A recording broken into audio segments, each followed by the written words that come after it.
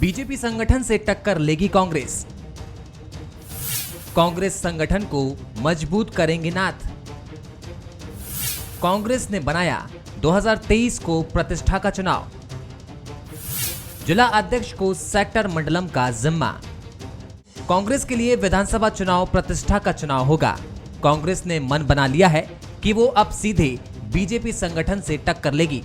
इसके लिए PCC chief Kamal Nath ने रणनीति तैयार कर ली है। कांग्रेस माइक्रो लेवल पर जाकर संगठन को और मजबूत करने में जुटी है। कमलनाथ ने जिला अध्यक्षों को सेक्टर मंडलम को मजबूत करने का जिम्मा सौंपा है। इतना ही नहीं, कमलनाथ खुद एक सेक्टर मंडलम की मॉनिटरिंग कर रहे हैं। क्या 2023 में किस तरह से आप अपने प्रत्याशी का चयन करने जा रहे हैं और किस तरह चुनाव मैदान में जा रहे हैं? हमारा प्रत्याशी जो चुनाव लड़ेगा वो होगा हाथ का पंजा। हमारे प्रत्याशी माननीय कमलनाथ जी तय कर चुके हैं कि हमारा प्रत्याशी हाथ का पंजा होगा और भारतीय जनता पार्टी के संगठन से हमारा संगठन चुनाव लड़ेगा। इसलिए हर एक व्यक्ति से ये वो अपेक्षा करते हैं कि प्रत्याशी के नाम पर मत जाओ, सिर्फ हाथ के पंजे पे जाना। विधानसभा चुनाव को अब कुछ ही महीने बाकी हैं। ऐसे में कांग्रेस ने अपनी तैयारियों को धार देना शुरू कर दिया है। इधर कांग्रेस की तैयारियों पर बीजेपी की भी पैनी नजर बनी हुई है। नहीं, कांग्रेस कितना भी कहे पर भारतीय जनता पार्टी का संगठन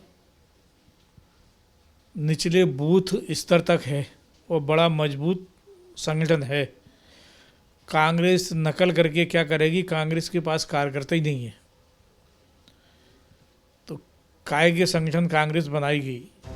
एक तरफ कांग्रेस बीजेपी की तर्ज पर जमीनी तैयारी में लगी है, तो दूसरी तरफ कमलनाथ ने विधायकों को खुद का सर्वे करवाने को कहा है ताकि विधायक खुद का आकलन कर सकें। कुल मिलाकर कांग्रेस का फोकस बीजेपी के संगठन से कैसे टक्कर ली जाए इस पर है, क्योंकि कमलनाथ भी ये कई दफा कह चुके हैं कि चुनाव में उनका मुकाबला बीजेपी के संगठन से है। बंसल न्यूज के सवाल नंबर 1, क्या 2023 की लड़ाई बीजेपी संगठन और कांग्रेस संगठन के बीच होगी? सवाल नंबर 2, कमलनाथ क्या बीजेपी संगठन को फोकस करके रणनीति बना रहे हैं? सवाल नंबर 3, कांग्रेस के लिए बीजेपी के संगठन से टक्कर लेना कितना कठिन होगा? नमस्कार, मैं हूं मनोज सनी और आज का हमारा मुद्दा है संगठन। 2023 का विधानसभा चुनाव संगठन होने जा रहा है, जिसमें दोनों ही संगठन आमने सामने होंगे, भारतीय जनता पार्टी और कांग्रेस। लेकिन एक तरफ बीजेपी का संगठन होगा तो उसका मुकाबला करने के लिए दूसरी तरफ कांग्रेस का संगठन होगा। इसलिए कांग्रेस ने अपने संगठन को और मजबूत करने के लिए माइक्रो लेवल पर तैयारियां शुरू कर दी है। जिला अध्यक्ष को सेक्टर मंडलम का जिम्मा सौंपा जा रहा है, लेकिन बीजेपी का कहना है कि कांग्रेस के पास न कार्यकर्ता है न संगठन। लेकिन जब फील्ड पर पहुंचते हैं तो ये देखकर भी अचरज होता है और लगता है कि वास्तव में कांग्रेस क्या भारतीय जनता पार्टी के संगठन को ही कॉपी कर रही है, या ये मान लिया जाए कि ये समझ लिया है कि हमें यदि लड़ाई लड़ना है तो इस संगठन की तरह ही आगे बढ़ना होगा। लेकिन कहना और करना दोनों अलग बातें हैं, पर इस बार कांग्रेस करते हुए भी नजर आ रही। तो फिर 23 का चुनाव कैसा होगा, यही हमारा मुद्दा है। दीपक विजयवर्गीय जी जुड़ रहे हैं, वरिष्ठ नेता भारतीय जनता पार्टी के। दीपक जी, आपका बहुत स्वागत है। भूपेंद्र गुप्ता जी है, उपाध्यक्ष कांग्रेस मीडिया विभाग के, आपका भी बहुत स्वागत है। और देवदत्त दुबे जी हैं, वरिष्ठ पत्रकार, आपका भी बहुत स्वागत है। भूपेंद्र जी, हालांकि कई बार ये बात कही है कमलनाथ जी ने कि हमारा सीधा मुकाबला भारतीय जनता पार्टी की सरकार से नहीं, भारतीय जनता पार्टी के लोगों से नहीं, संगठन से होता, और हमें अपना संगठन उसी तरह आगे बढ़ाना होगा। लेकिन हम देख रहे हैं फील्ड पर भी वही तैयारियां हैं। तो क्या ये माना जाए कि बहुत ही गंभीरता से 2018 और उसके बाद जो सब हुआ उसको कांग्रेस ने ले लिया? देखिए, 2018 में कमलनाथ जी को तो कुल 6 महीने मिले थे। उन 6 महीनों में भी उन्होंने जो है संगठन के विस्तार के माध्यम से ही जो है भारतीय जनता पार्टी को पटकनी दे दी। और आज जो है वो हमेशा से इस बात को यथार्थवादी हैं और इस बात को स्वीकार करते रहे हैं कि हमारा संगठन कहीं बहुत कमज़ोर था भारतीय जनता पार्टी के संगठन के मुकाबले। भारतीय जनता पार्टी के संगठन को बाहर से भी दूसरे संगठन मदद करते हैं जो है, और इनको आयात कर लेते हैं ये सेवाएं उनकी, जो कांग्रेस के लिए उपलब्ध नहीं थी।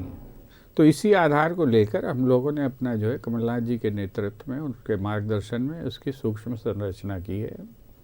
आज हम जो है सेक्टर और मंडल लेवल तक पहुंच गए हैं और इसके बाद हमारी बूथ संरचना हो चुकी है और जो हमारे कार्यक्रम आ रहे हैं वो कार्यक्रम भौतिक रूप से हमारे संपर्क के कार्यक्रम हैं, जिनमें गांव-गांव, चाहे हमारा घर घर जोड़ो अभियान था तो घर घर चलो अभियान में भी हमने जो है एक एक घरों में जाकर अपने पर्चे चिपकाए, अपने हैंडबिल्स दिए, लोगों से चर्चा की। इसके बाद हमारा जो भारत जोड़ो यात्रा आई, भारत जोड़ो यात्रा से जो है हमारा एक कहना चाहिए फैलाव हुआ और लोगों को ये लगा कि जो देश के सवाल हैं वो भारतीय जनता पार्टी जो बातें करती उससे अलग हैं।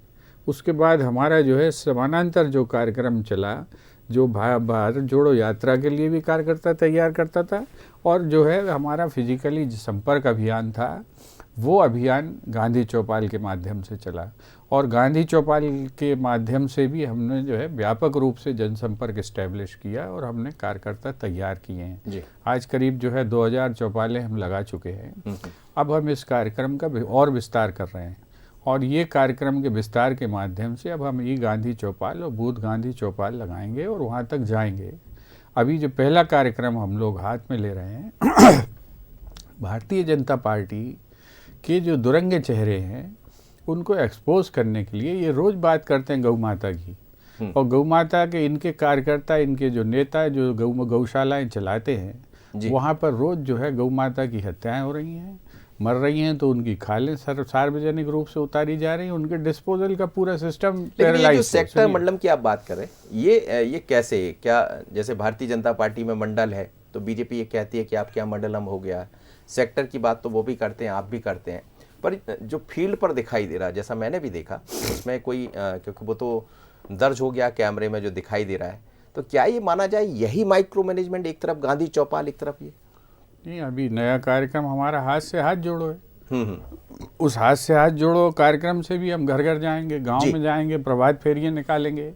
तो ये हमारा हम जो है रीच हमारी जो है उसको हम बढ़ाना चाह रहे हैं और वो रीच हमने जो है हॉरिजेंटली स्प्रेड कर ली है और जितने हॉरिजेंटली हम जो है रीच हमारी स्प्रेड कर रहे हैं उतना हमारे साथ जनता का कनेक्ट हो रहा है, हमें उतने सवाल पता चल रहे हैं, हमें जनता की उतनी तकलीफ़ें पता चल रही और उन तकलीफ़ों को लेकर हम अपनी योजना बना रहे हैं कि हमें क्या डिलीवर करना है। हमारी सरकार डिलीवरी में विश्वास करती थी और उसने डिलीवर करने की कोशिश की, घोषणा वीरों की तरह घोषणाएं केवल नहीं की। जी बिल्कुल। दीपक जी, बात भारतीय जनता पार्टी की संगठन होती है और खासकर मध्य प्रदेश की संगठन के बारे में तो ये कही जाता है कि वो पूरे देश के संगठनों का मॉडल संगठन है, लेकिन जिस तरह से कांग्रेस, वो खुद कह रहे हैं इस बात को, वो खुद मान रहे हैं कि हमें लड़ाई लड़ना है तो भारतीय जनता पार्टी के संगठन से लड़ना, लेकिन निचले स्तर तक, बूथ तक, अपने सेक्टर के जरिए, मंडलम के जरिए इतना मजबूत कर देना, ये चुनौती बनेगा 2023 में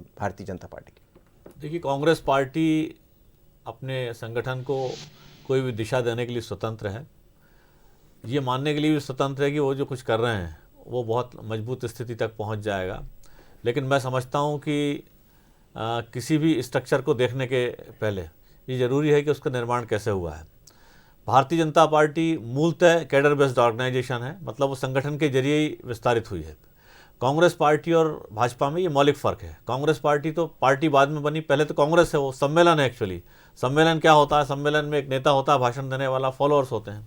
और कांग्रेस को शुरू में सत्ता मिली तो सत्ता के कारण सत्ता केंद्रित नेता और उसके पीछे पीछे फॉलोअर्स, तो संगठन जैसी कभी बात कांग्रेस में कभी नहीं रही। अब दिक्कत कांग्रेस के साथ ये हुई कि जैसे धीरे धीरे सत्ता जाती रही तो वो जो सत्ता के पीछे भीड़ खड़ी होती है वो सब गायब हो गई है। अब कांग्रेस ये कोशिश करना चाहती है कि भाजपा की तरह संगठन बना ले, तो संगठन को ऐसा नहीं बनता कि साहब हमने एक राष्ट्रीय स्तर पर एक यूनिट बना दी, प्रदेश स्तर पर यूनिट बना दी, जिलों में बना दी या मंडलों में बना दी या नीचे पोलिंग बूथ तक बना दी। कांग्रेस इस तरह की फीलिंग कर सकती है कि साहब ये पोलिंग बूथ के भाजपा ने 21 मेंबर बनाए तो हम भी साहब 25 मेंबर बना देंगे। लेकिन जो 25 मेंबर का जो कमिटमेंट है, आइडियोलॉजिकल कमिटमेंट होता है, संगठन के प्रति कमिटमेंट होता है, वो कांग्रेस के पास होना संभव नहीं है, क्योंकि कांग्रेस के नेताओं का कमिटमेंट और सारी की सारी जवाबदेही वो अपने नेता के प्रति होती है। कमलनाथ जी दावा कर सकते हैं, राहुल गांधी जी दावा कर सकते हैं, लेकिन आप सब जानते हैं कि जो जी। दिग्विजय सिंह जी के प्रति निष्ठा रखते हैं वो वैसे ही उसी तरह से बिहेव करते हैं। अब कल अरुण यादव जी ने क्या बयान दिया है ये हम सब जानते हैं। दिग्विजय सिंह जी पिछले 10-15 दिन से किस तेवर में ये सारा प्रदेश देख रहा है। तो एक फॉर्म भरने के हिसाब से कि मंडल को मंडलम करके और उसके अंदर ये कार्यकर्ता एनरोल हो गए हैं, एनरोल कर सकते हैं, लेकिन जो कमिटमेंट की जो भावना होती है ना वो लगातार बरसों की कमिटमेंट से आती है, समर्पण से आती है। 2018 में वही तो दिखाया है संगठन। कमलनाथ जी ने यही कहा था कि संगठन सबको लेकर चले, आगे बढ़ गए। वो बात ठीक है, आपके सवाल जायज नहीं, लेकिन देखिए ऐसा है, 2018 की जो बात है वो खाली कांग्रेस की गलत बयानी और झूठे वादों की वजह से पैदा हुई थी। कर्ज माफी की एक जो झूठी बात कही थी जो हो नहीं सकती थी। मध्य प्रदेश के 70-80 हजार करोड़ का जो कर्ज है किसानों का वो माफ हो नहीं सकता था और आज भी नहीं हो सकता। कांग्रेस फिर झूठे वादे करने जा रही है, तो इसलिए जनता को एक बार भुलावे में रख दिया है इन्होंने। लेकिन 1.5 साल में समझ में आ गया। कांग्रेस पार्टी ने कहा था 10 दिन में कर्ज माफी कर देंगे और ये 1.25 साल तक नहीं कर पाए। जाहिर तौर पर जो झूठ कांग्रेस बोल रही थी उसकी वजह से उनको जो वोट मिले थे कुछ संख्या में और जनता वो आपके झूठ को भी मैं ये नहीं कहूंगा जैसा भूपेंद्र जी कह रहे थे। खैर लौटता हूँ भूपेंद्र जी मैं एक प्रतिक्रिया देवदत्त जी से। देवदत्त जी, ये 2023 का चुनाव बहुत अलग है, इसको लेकर हम कई बार चर्चा भी किए और अलग इसलिए भी दिखाई देता है कि भारतीय जनता पार्टी का संगठन तो कैडर बेस माना ही जाता है, पर उसी कैडर के तरह कांग्रेस यदि अपने संगठन को बढ़ाना चाहती है या उस तरह फील्ड पर जो दिखाई दे रहा है, जो हम भी देख रहे हैं, ये कोई बात हवाई नहीं है। ये ठीक है, दावा वादा हो सकता है भारतीय जनता पार्टी का, लेकिन 2018 में भी उन्होंने दिखाया। अब 2018 से 2023 की तस्वीर थोड़ी सी अलग है क्योंकि सिंधिया नहीं है या बाकी चीज़ें नहीं है, लेकिन जो संगठन वर्सेस संगठन दिखाई दे रहा है एक अलग चीज़ दिखाई।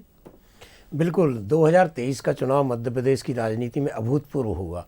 इसके पीछे 2018 का परिणाम है, जहां से 15 सालों के बाद कांग्रेस की उम्मीदें बनी कि हम सरकार में आ सकते हैं और वो जब से उनकी सरकार गिरी तब से इसी प्रयास में लगे कि हमें 23 में भारी बहुमत से आना है, जिससे हमारे कुछ विधायक टूट भी जाएं तो हमारी सरकार ना गिरे।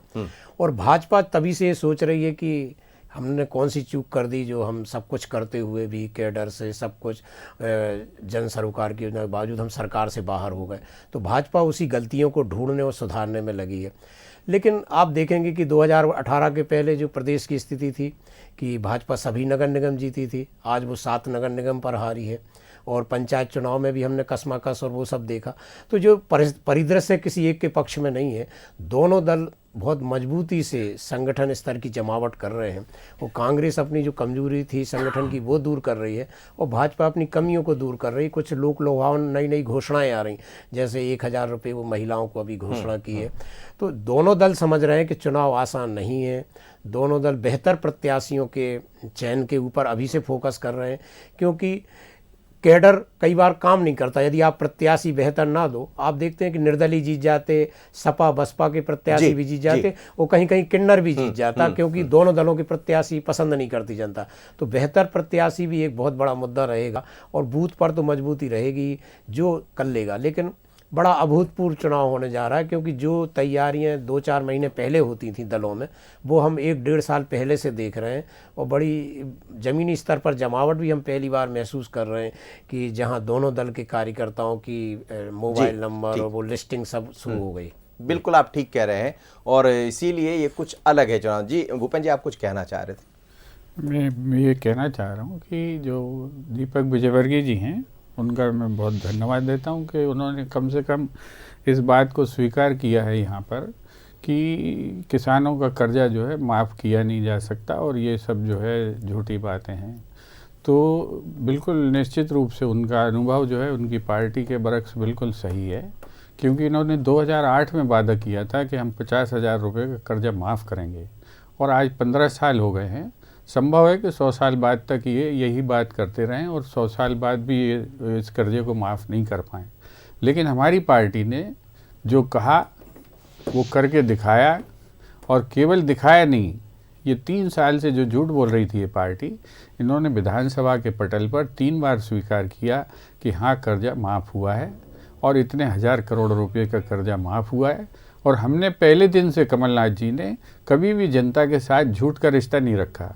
उन्होंने कहा कि जो बचा हुआ कर्जा है वो हम माफ़ करेंगे। जी। हमारी सरकार गिरा दी गई इसलिए हम माफ़ नहीं कर पाए, लेकिन उसके लिए भी प्रक्रिया छोड़ कर गए, आदेश करके गए, और इन आदेशों को इस सरकार ने नहीं माना, शिवराज सिंह की सरकार ने, और ये जो है कुंडली मार के बैठ गए। तो ये जो इनकी ये वास्तविकता है, इस यथार्थ को स्वीकार करने के लिए मैं बधाई देता हूँ दीपक जी को कि उन्होंने इस बात को स्वीकार किया। लेकिन दूसरी बात मैं ये कहना चाहता हूँ कि जो कोई भी पार्टी ढांचा, ये बिल्कुल सही है कि हमारी पार्टी आंदोलन की पार्टी है, और हमारी पार्टी जो है मुद्दों को लेकर जनता के सामने हमेशा खड़ी होती रही है, और उन मुद्दों को लेकर ही हमने देश की आज़ादी की भी लड़ाई लड़ी, और देश में बाद के देश के नवनिर्माण की भी लड़ाई लड़ी, और देश का हमने निर्माण किया। हमने कभी भी जो है लफाजियाँ नहीं की, गंभीरता से हमारी राजनीति कांग्रेस की हुई है। और आज भी कमलनाथ जी जिस स्ट्रक्चर पर गए, उस स्ट्रक्चर के हिसाब से हम उसी राजनीति को जा रहे हैं। जब उन्होंने जो है 100 रुपये में 100 यूनिट बिजली दी, क्यों दी? क्योंकि शिवराज सिंह जी की सरकार गले गले तक भ्रष्टाचार में रत थी, और इन्होंने ऐसी कंपनियों से सौदे कर रखे थे जिनसे बिना बिजली खरीदे भी हमको उनको 4-5 हज़ार करोड़ रुपया हर साल देना पड़ते थे। तो कमलनाथ जी ने कहा कि जब हम पैसे नाली में फेंक ही रहे हैं तो इनसे बिजली खरीदो, और वो बिजली हम अपने लोगों को जो है सस्ती दरों पर दे दें। ये पैसा तो हमें लगना है, 25 साल के करार किए इन्होंने लूट के। तो ये इस लूट से बचाने के लिए हमने 100 रुपये में 100 यूनिट बिजली दी। संगठन की संगठन की जहां तक बात करते हैं, ये तो ठीक है कि आप मंडल से मंडलम हो गए या बाकी चीजें आप आगे बढ़ा रहे हैं, लेकिन ये जो बार बार सवाल खड़ा हो जाता है, जैसे दीपक विजयवर्गीय जी आपसे पूछ भी रहे थे कि अरुण यादव अपना बयान दे देते हैं, जीतू पटवारी अपना बयान दे देते हैं, ये इसको कैसे मैनेज करेंगे भारतीय जनता पार्टी? जी, ये हर पार्टी में होता है। उमा जी अभी बयान दे रही, जिज्जी गली गली में गैया बांध रही दारू की दुकान पे, और ये सारे नेता इनके रोज बयान दे रहे हैं, और ये कोई आज की कहानी नहीं है। बलराज मधोक बयान दे रहे थे अटल बिहारी वाजपेयी के खिलाफ। ये हर पार्टियों के अंदर एक कार्यशैली को लेकर असहमतियां हमेशा रहती हैं, और इन असहमतियों का ये अर्थ थोड़ी है कि हम कॉमन मिशन के लिए काम नहीं कर रहे हैं, और इन असहमतियों को लेकर आप जो है कुछ भी नई नई कहानियां बनाते रहें, कल्पनाओं में खोए रहें, ये अलग मसला है। कांग्रेस जो है इस पर ज़्यादा काम नहीं करती, इसलिए इनके किस्से कहानी कम आते हैं बाजार में। हम लोग काम करने लगेंगे तो रोज नए किस्से आ जाएंगे इनके सामने। तो बाहर नहीं आने देते छीका नहीं, हम बाहर आते हैं, खूब आते हैं। क्या आते नहीं है कि कौन किस बंगले में मिलने जाता है और किससे मिलने जाता है, ये किससे आते हैं, लेकिन कांग्रेस इनको इशू नहीं बनाती, इसलिए कि हमारे कैरेक्टर में नहीं है ये चीज़ें। और ये भारतीय जनता पार्टी का कैरेक्टर में यही चीज़ें हैं कि किसी की छींक दिख गई तो तत्काल रुमाल लेके खड़े हो जाओगे, भाई साहब जो है ये छींकता है छींकता है। तो ये इससे थोड़ा सा अंतर है हमारे इनकी पार्टी में, निश्चित रूप से अंतर है। लेकिन इसके बावजूद मैं आपसे कहूँ कि 69% लोग, सॉरी हाथ से 69% लोग आज भी इनकी पार्टी के खिलाफ मतदान कर रहे हैं। तो ये जो गलतफहमी इनको है विश्व के छत्रप बनने की, ये गलतफहमी है जरूर। डिवीजन ऑफ वोट से ये जीत जाते हैं, सीट से इन्हें मिल जाती हैं, लेकिन ये जो है कोई बहुत स्थायी नहीं। लेकिन इस बार आपकी उस पर भी नजर है। जी देखिए, ऐसा है कि ये कांग्रेस की जो हताशाई दिखती है, जो बार बार ये कहती है कि साहब इनको आधे वोट नहीं मिले और उसके बाद भी सत्ता में है। 1952 के चुनाव से लेके और आज की तारीख तक जितने भी चुनाव हुए हैं, कांग्रेस पार्टी को केवल 1984 के लोकसभा चुनाव में 50% वोट मिले थे। जवाहरलाल नेहरू जी को, इंदिरा जी को कभी 50% वोट नहीं मिले। तो वोट लोकतंत्र का जो पैटर्न है उसी हिसाब से लोकतंत्र चलता है, उसी हिसाब से भारतीय संसद चलती है। तो इसमें ऐसी कुंठा व्यक्त करना कि साहब ये 37% पे इनकी सरकार बन गई है, 32 बन गई है की बात कर नहीं, पिछली बार तो 50 की मैंने बात नहीं की। जितनी भी रहेगी ना, जितनी जो सिस्टम है 31 की बात की। हाँ, जो सिस्टम है उसको समझे आप 19% ऐड कर रहे हो। आपके इस फ्रस्ट्रेशन से कुछ नहीं होगा। नहीं, हम फ्रस्ट्रेट है ही नहीं। हम लोग जितने चैन में 6 महीने में जितने फ्रस्ट्रेट आप हो गए थे, उतने हम 15 साल में नहीं हुए बाहर रह के सत्ता से, आनंद में है। और अभी जो है आग्रह इतना ही है कि कांग्रेस पार्टी तमाम जो गुटबंदी से इनकार करे।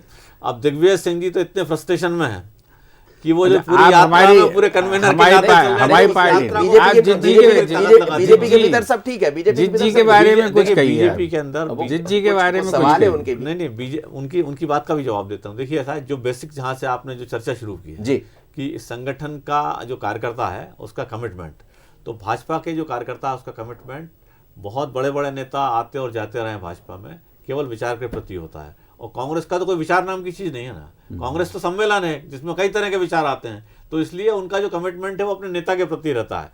मंच पर बैठने के लिए भले ही कुछ भी कहें। अब देखिए तमाम कांग्रेस के नेता कह रहे हैं कि साहब कमलनाथ जी ऐसा वैसा, लेकिन कल ही अरुण यादव जी ने कहा कि वो तो उनका कार्यकाल कभी भी पूरा हो सकता है 5 साल का, और उनको छोड़ना पड़ेगा। मैं छोड़ूंगा और वो भी छोड़ेंगे। तो ये आपके यहाँ ऐसा कुछ नहीं चल रहा है? हमारा इनके यहाँ एक्सटेंशन हो जाता है, इनके यहाँ हमारे इस तरह कोई बात ही इनके नहीं यहाँ होती। एक्सटेंशन हो जाता है, विचार नहीं के तो लिए प्रतिनियुक्ति हो विचार के लिए जाती है। काम करता है। देवदत्त जी, एक बात और है कि भारतीय जनता पार्टी ये कहती थी कि हमारा निशान कमल निशान, और उसी तरह कांग्रेस भी कह रही है कि हमारा निशान पंजा।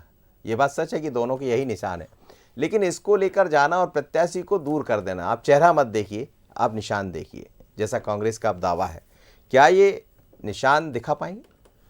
देखिए, राजनीति में जैसे जैसे चुनाव बढ़ते जा रहा है, प्रयोग बढ़ते जा रहा है, सब प्रयोग कर रहे हैं।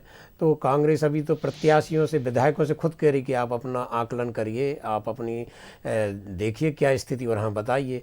तो ऐसे ही इसमें है कि आप कई बार प्रत्याशी घोषित होते ही विद्रोह शुरू हो जाता है। तो अभी से ये मानसिकता बना के चल रहा है कि आपको केवल निशान देखना है, जो अपना कैडर तैयार कर रहे हैं, कार्यकर्ता तैयार कर रहे हैं, जनता में जो मन मानस उनका बना रहे हैं कि आप तो यदि हमारे मुद्दों से सहमत हों और सामने वाली पार्टी के खिलाफ हों तो केवल आप निशान देखिए। ये कह रहे पंजा निशान देखिए, वो देखिए कमल निशान देखिए। ये क्योंकि अंततः तो जब तर्जनी में थिरकन होगी, मतदाता जब बटन दबाएगा तो वहाँ कोई नहीं, वहाँ निशान ही देख के दबाता है, पंजा, कमल या जो भी अन्य निशान है। तो अभी से एक साइकोलॉजिकल तरीका होता है कि हमें एक बड़े मिशन के लिए काम कर रहे हैं, दोनों दल ऐसा कहते हैं, देश के लिए, समाज के लिए, और आपको इस निशान पर वोट देना है। क्योंकि फिर भ्रमित ना हो जाए ना कार्यकर्ता ना जनता की। प्रत्याशी घोषित होने के बाद जैसे बगावत हो जाती, कहीं निर्दलीय जीत जाता, कहीं किन्नर जीत जाता, कहीं अन्य दल जीत जाते। तो ये मन स्थिति बनाने का एक तरीका है, लेकिन बहुत कठिन होता है एक प्रतिबद्ध मतदाता तैयार करना, क्योंकि वो कुछ वैचारिक और कुछ सिद्धांतों के साथ भी होता है और कुछ मुद्दों के साथ भी होता है, कुछ प्रत्याशी के साथ भी होता है। बहुत सारे मिले जुले समीकरण होते हैं जिसमें मतदाता अपनी राय बनाता है। और आखिरी समय आप तो खैर बहुत घूमते हैं ज़मीनी स्तर पर, किस तरह के प्रलोभन और बहुत सारी चीज़ें भी चलती हैं। तो मतदाताओं का एक तरह हर परिस्थिति में प्रतिबद्ध करना, इसके लिए मानसिकता तैयार करने का एक उपाय है। प्रतिबद्धता की बात हो रही है भूपेन जी, और ये प्रतिबद्धता कैसे है? पंजे पर आप कह रहे हैं, जैसे आपके लोगों से बात हो रहा है, लेकिन इसको चुनाव तक बनाए रखना, चुनाव तक चलते रहना थोड़ा सा कठिन है। नहीं, देखिए, हम लोग तो यथार्थ को लेकर चल रहे हैं। जो हमारी कठिनाइयाँ वो हम जानते हुए उन पर विचार करके और सार्वजनिक रूप से स्वीकार करके उस पर कमलनाथ जी आगे बढ़ रहे हैं। तो ये कोई बात वैसी है ही नहीं। दूसरी चीज़ मैं कहूँ, जहाँ तक प्रतिबद्धता का सवाल है, हिंदुस्तान के आप जब से चुनाव शुरू हुए 1952 से लेके आज तक, चाहे वो विधानसभा के चुनाव हों, लोकसभा के हों, चाहे फिर जब हमने जो है नीचे डिसइंटीग्रेट करके हम नगर सरकारों की तरफ बढ़े, आप देख लें कि कांग्रेस पार्टी जो है 25 से 30% वोट उसका स्थिर है। वो कोई उसमें कहीं कोई डेंट नहीं है। और ऐसे ही जो है दूसरा, जब भी भारतीय जनता पार्टी को दूसरों को हीन बताने में बहुत ही एक अजीब तरह की एक आध्यात्मिक अनुभूति इनको होती है, तो ये हमेशा निंदा के सुर में उसकी बात करते हैं। जब इनने शुरुआत की चुनाव लड़ने की, आप रिकॉर्ड उठा लीजिएगा, इनका वोट शेयर 5% था, तब हम 49% पर बैठे हुए थे। तो हमने कभी इसका घमंड नहीं किया, गुरूर नहीं किया, इसके लिए हम नाचे नहीं। हमने ये नहीं किया कि देखो देखो ये 5% वाले, ये देखो देखो इनके पास तो 5 वोट भी नहीं है। ये कांग्रेस ने कभी नहीं किया। इसके बावजूद भी नेहरू जी ने अटल बिहारी वाजपेयी की पीठ ठोकी और कहा कि नहीं, इस लड़के में संभावना है, इसको अपने को जो है मदद करना है। ये कांग्रेस का चरित्र ये था। और इनका चरित्र ये है कि ये कांग्रेस मुक्त भारत बनाना चाहते हैं। तो ये फर्क जो है हमेशा रहेगा। लेकिन कमलनाथ जी जिस तरह से व्यूह रचना कर रहे हैं, संरचना कर रहे हैं, निश्चित रूप से सफलता हमारे हाथ लगेगी।